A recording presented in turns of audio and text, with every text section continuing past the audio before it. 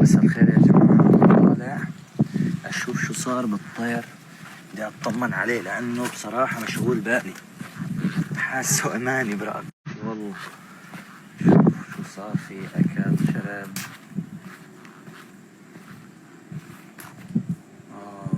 للأسف